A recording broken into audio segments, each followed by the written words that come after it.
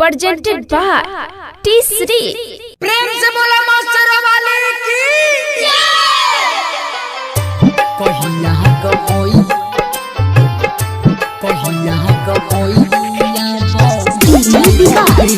मटियार कला सीतामढ़ी।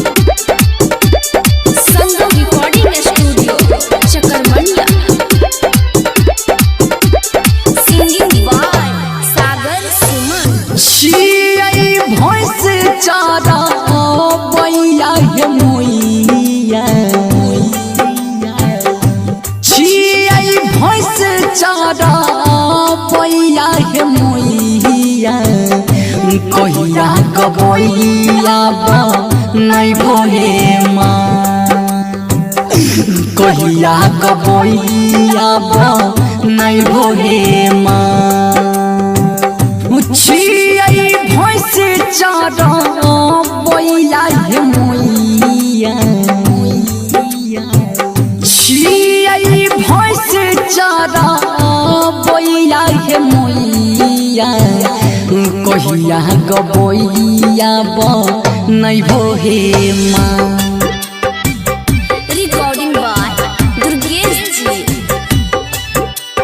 डीजे विकास कहिया गबैया नहीं भोहे मटियार कला सीतामढ़ी।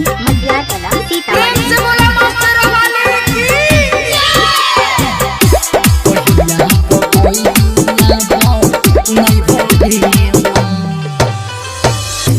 पागल कहै छै हमरा गौवा सहार हे एक बेर बेटा पमैया फेरा हो नजर हे फेरा हो नजर हे फेरा हो नजर हे पागल कहै छै हमरा गौवा सहार हे एक बेर बेटा पमैया फेरा हो नजर हे पारी लगाई दे पारी लगाई दे पारी लगाई दे नैया हे मोइया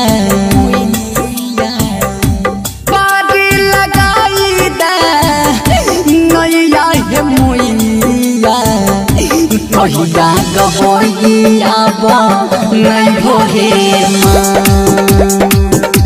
कहिया गबैया